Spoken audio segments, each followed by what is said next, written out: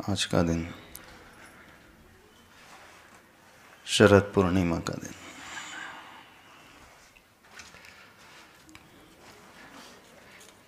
एक ऐसा दिन यदि हम अच्छे से सोचें, विचारें, अपने जीवन को पूर्ण रूप से परिवर्तित कर सकते हैं, बदल सकते हैं। गुरु का दिन, गुरु को याद करने का दिन, गुरु के उपकार का दिन,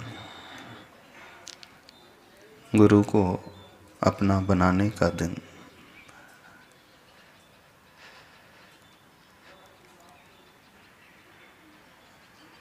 गुरु होने से मात्र कल्याण नहीं होता है,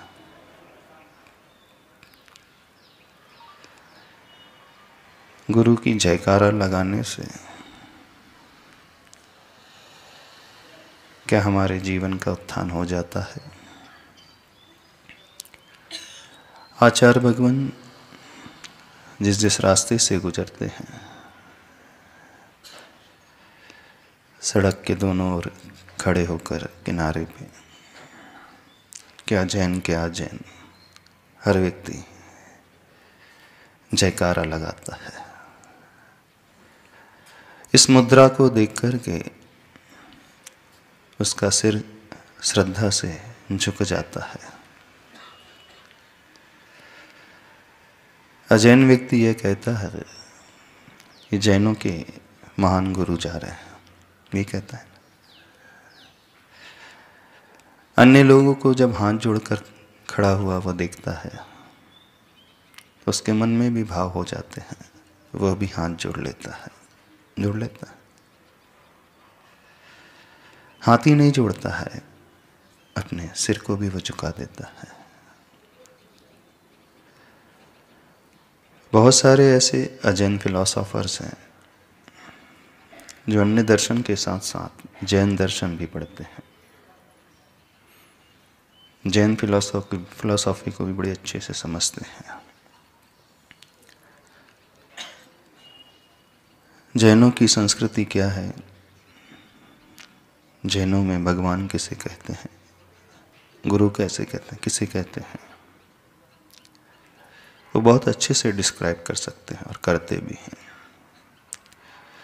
यहाँ तक कि उन्होंने बड़ी बड़ी बुक्स भी लिख दी हैं।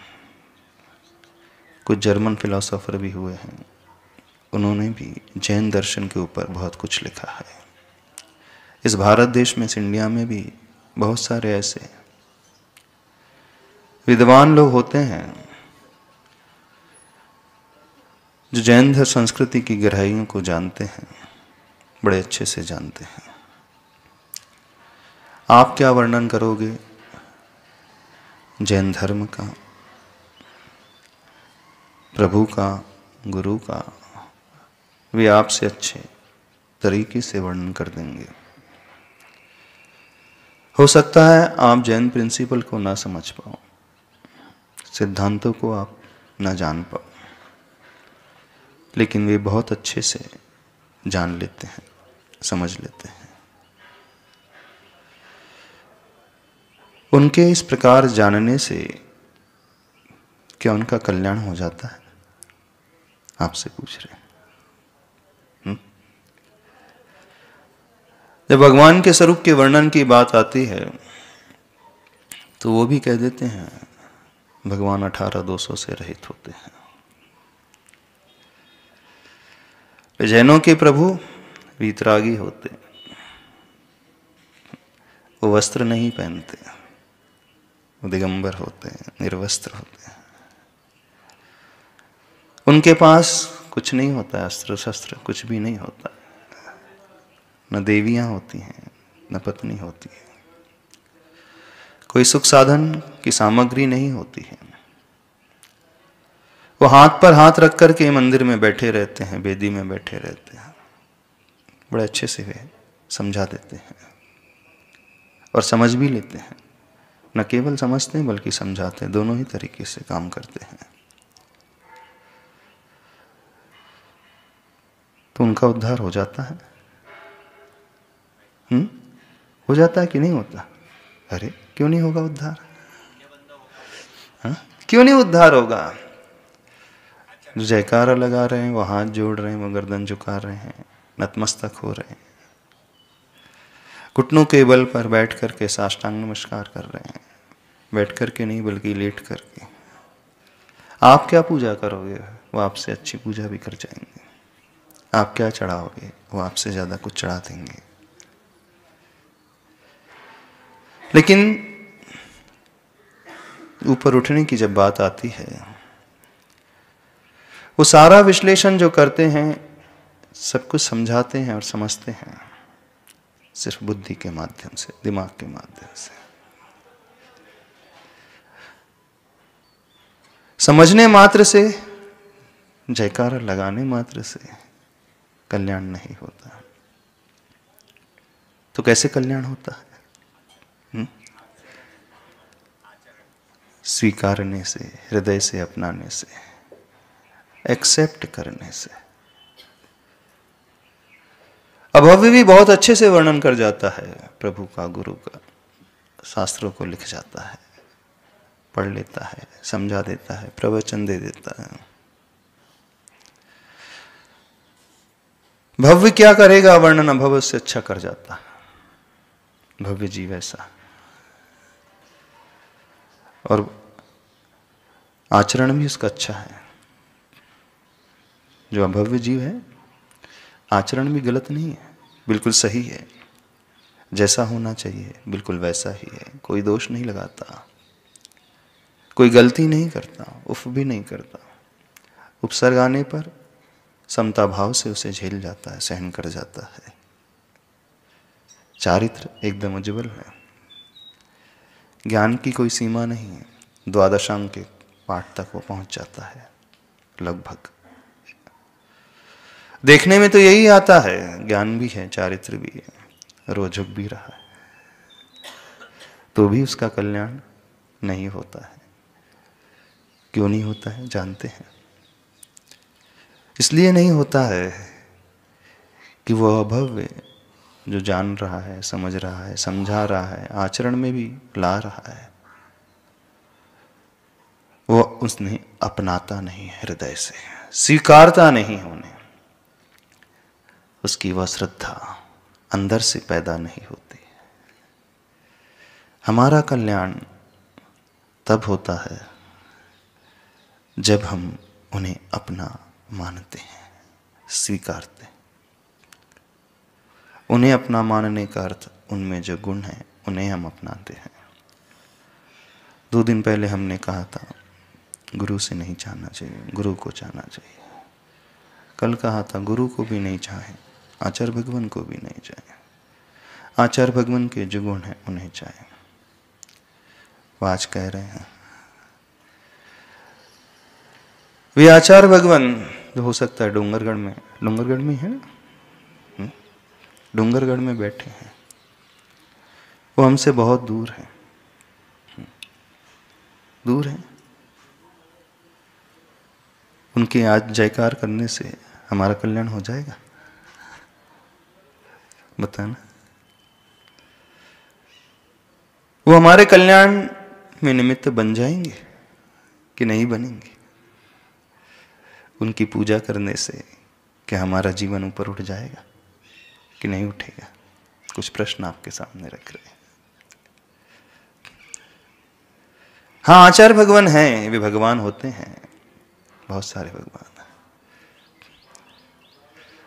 लेकिन उनके होने से कल्याण हो जाए कोई नियामक नहीं, गारंटी नहीं।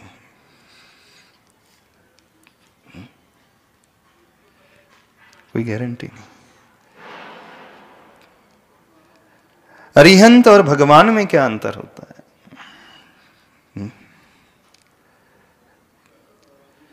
आचार्य परमेष्टि और गुरु में क्या अंतर होता है? जानते हो अंतर? अरिहंत परमेष्टि सबके होते हैं, भगवान हमारे अपने होते हैं। आचार श्री सबके हैं, जैनों के भी हैं, अजैनों के भी हैं, नहीं है?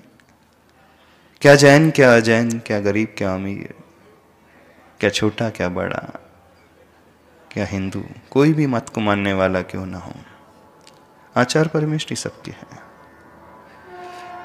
और जो सबका होता है वो किसी का भी नहीं होता, वो अपना होता है। सुनना, बड़ा ध्यान से सुनना। जो सबके होते हैं वो किसी के नहीं होते। उनकी दृष्टि में सब बराबर, उनकी दृष्टि में कोई भेदभाव नहीं, कोई अंतर नहीं। वो सबको एक समान दृष्टि से देखते हैं, एक समान भाव से अपनाते हैं। ये सबके हैं, सबके, हर एक व्यक्ति जो उनकी जयकारा कह देगा उनके हैं, जो उनके चरणों में झुक जाएगा वो उनके हैं। लेकिन वास्तव में वो किसी के नहीं है, वो अपने हैं।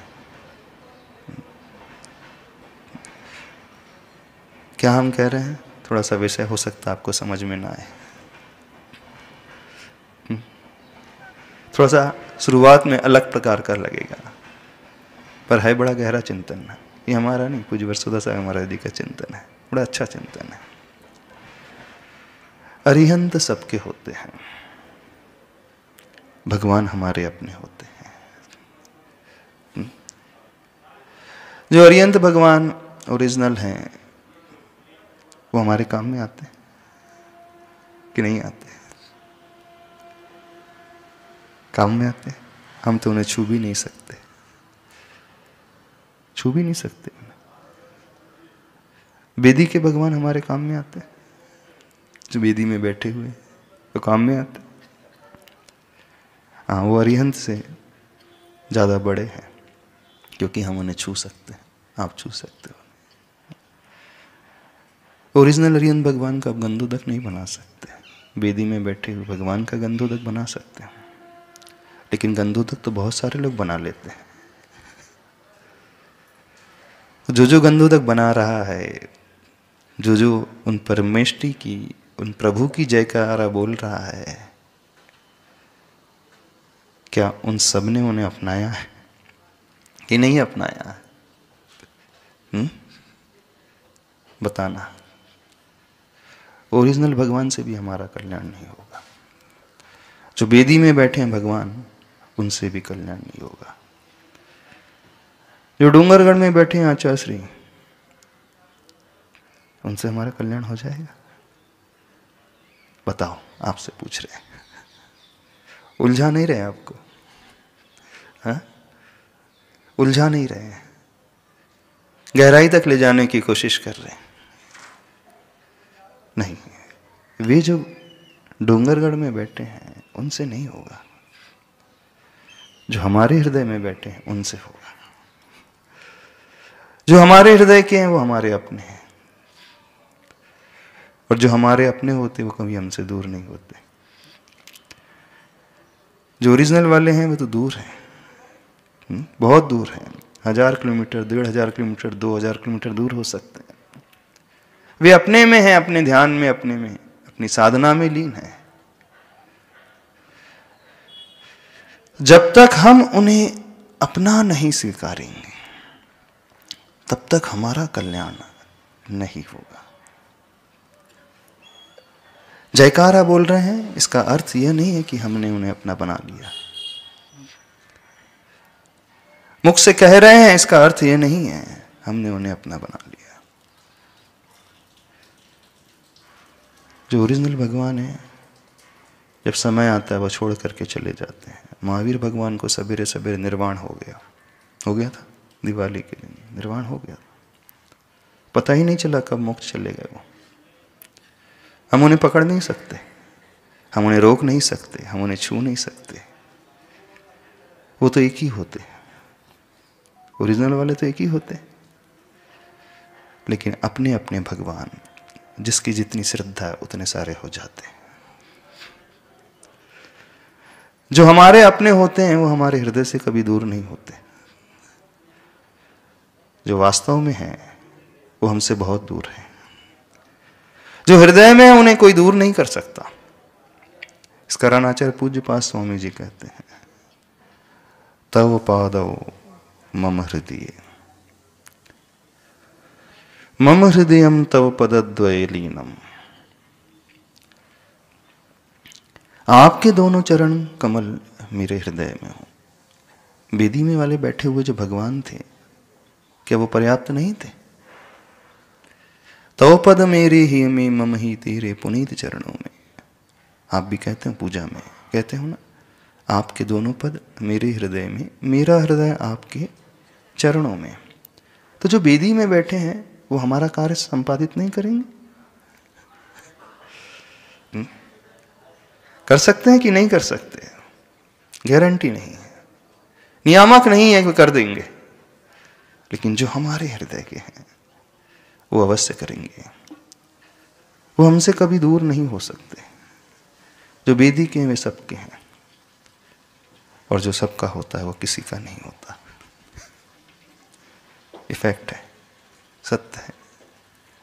जो सबके होते वो सामान्य होते हैं, जो अपने होते वो विशेष होते हैं।